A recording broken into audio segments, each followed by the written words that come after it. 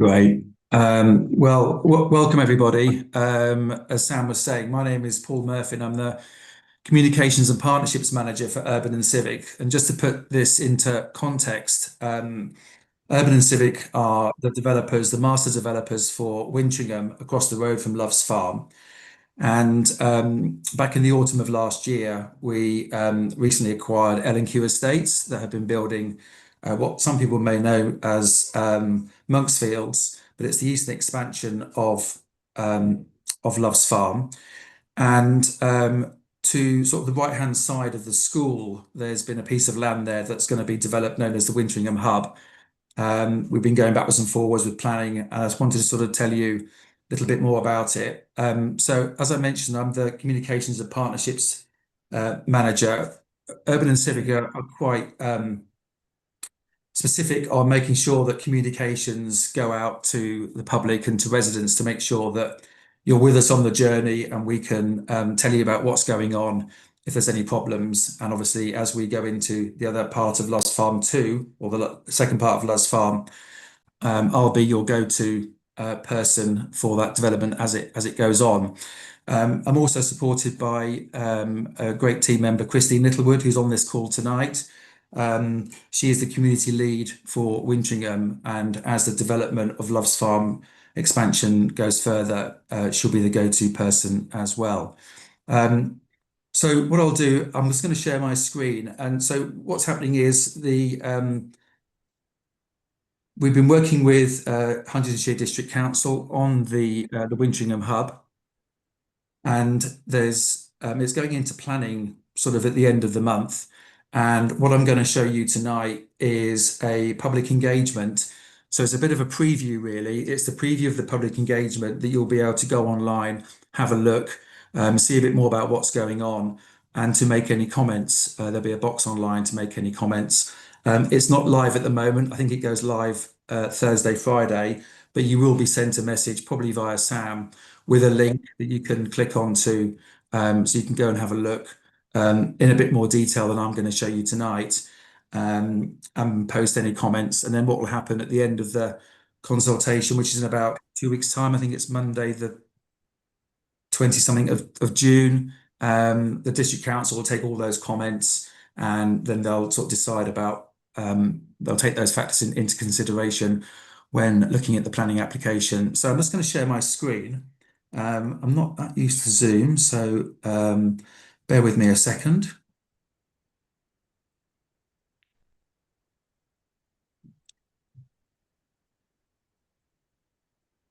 So, as I mentioned before, the hub, which used to be called the district centre, is divided into three zones, and you can see Zone A here.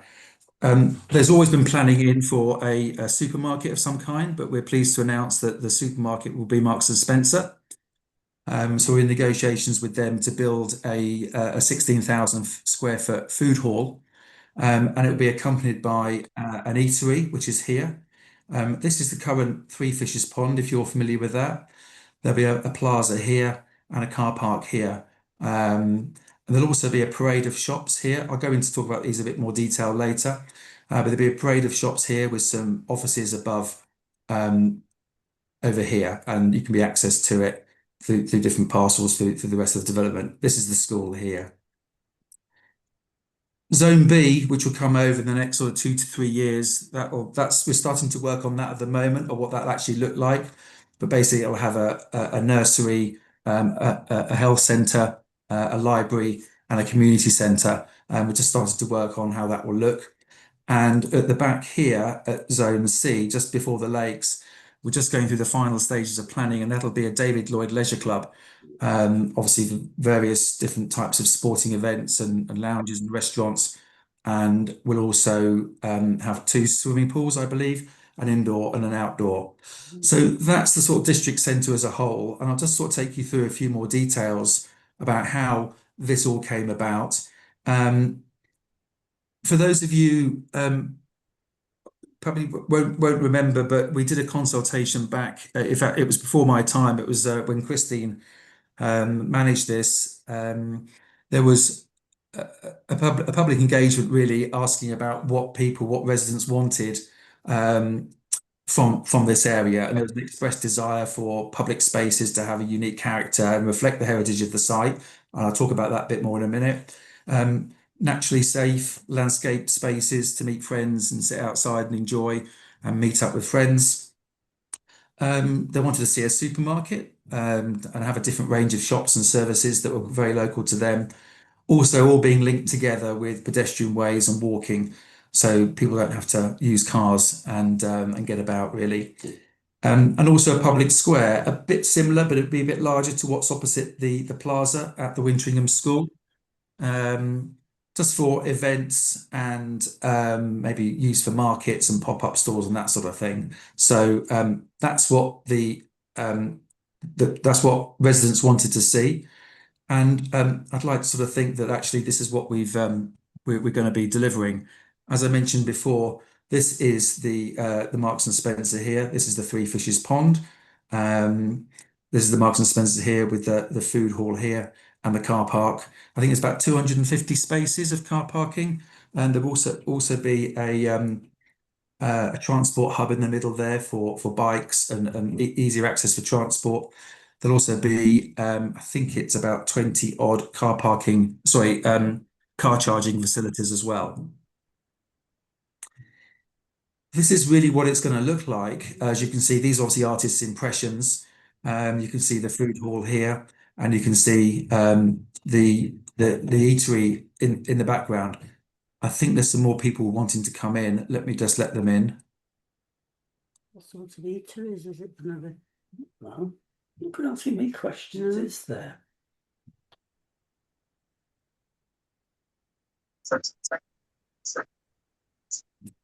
So, so as you can see, I'm just going to move these screens out of the way. As you can see, am I able to? Sorry, just give me a minute. I was trying to I can toggle my screen at the bottom here. Bear with me a minute. I'm just trying to see how I go.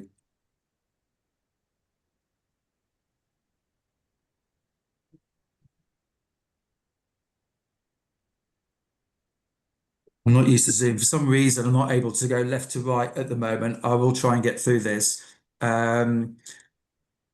Obviously, you're all familiar with the Roundhouse. That's what your local primary school is named after. The roundhouses were a big feature around this development here. And as you can see, the types of roofs.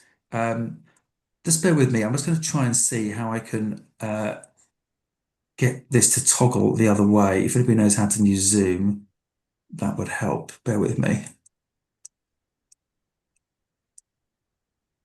Can, can, yeah, can you all still see that? Yeah, okay. So as I mentioned here about the roundhouse, and as you can see, what the architects have done is to look at the roofs, look at the style of these properties, did sort of sketches of the Iron Age roundhouses, and what they've come up with is a design that has these fins that come out of both the eatery and also the Marks and Spencer. And you can see it's sort of starting to take shape of how these fins to replicate the roofs will start to look. And as you can see here, the Marks and Spencer on the left and the food hall on the right, you can see how these fins come out to replicate a bit of heritage. And that's one of the views that you'll see as you walk up from the southern point of the development when it's built. In terms of landscape strategy here, there will be a green buffer that sits around here that protects the back of the car park. All the car parking will be separated by low-level hedging, so it's not one big expanse of tarmac. It'll all be divided up. Here you have where the yellow section will be sort of lots of different furniture. Here again is the Marks and Spencer. This is the food hall, and here will be lots of sort of sketches of sort of stonework and landscaping and areas to sort of really sort of sit and enjoy. And I've got some pictures that I'll show you just a bit later of how that will look. here is a bit more different here, as you can see. The landscape's been sort of inspired by these Iron Age footprints that we discovered when we did some archaeology back in the day. And you can see the sort of the footprints here. Again, this is Three Fishes Pond, this is the eatery, and this is the Marks and Spencer. Here you can see some of the landscaping that will come in to take place with trees and low-level hedging that will give the place a real sort of lift and very sort of welcoming aspect to the lookout there. Urban&Civic are big believers in sustainable travel. The whole of the area will be have easy access for cyclists and and pedestrians to walk around and get to where you need to be. This is the main Nuffield Road that comes past the school, and what will happen is the traffic will come through here, round the back, and into the car park. And this will also act as the service delivery as well to feed and sort of to stock up the store, and also for access for the shops that are along here as well. So just going through some illustrative views here, you can see again the Marks and Spencer to the right and the new food hall. The new food hall is going to be quite airy, quite open, and we're still looking at providers who will take this on, and that's still sort of working through. Marks and Spencer are relocating, as some of you may know, from the High Street in Huntingdon. This isn't going to happen. They're not looking to relocate until about 2027, which hopefully gives enough time for a new person to be found. Just for information, the lease had come up for this store for Marks and Spencer. They're always looking at how their stores reflect about what their offerings are, and so when the lease finished, they decided that St Neots needed a bigger and a better store. As I say, this is going to be, you'll have to think about 6,000 lines, and it'll be 16,000 square feet, which is about 3 times the size of the existing store. Again, here you can just see some different aspects of, I mentioned before about where that view is through there. This will be the eatery, and this is the Marks and Spencer through here. And again, some different types of views that you can have a look at. The walkways underneath here. And again, as you can see how this is going to look so different. At the moment, we've got this hoarding that comes up through here along this footpath. And this is what you're going to see from the Cambridge Road. So this will be the eatery, and this will be the Marks and Spencer behind it. And again, another view from Three Fishes Pond here. This will be the cafe and the eatery and the Marks and Spencer going back. I think that's the end of the thing. So what you'll be able to do is have a look through. If you've got any questions now, I can answer them. I'm just going to let some more people in.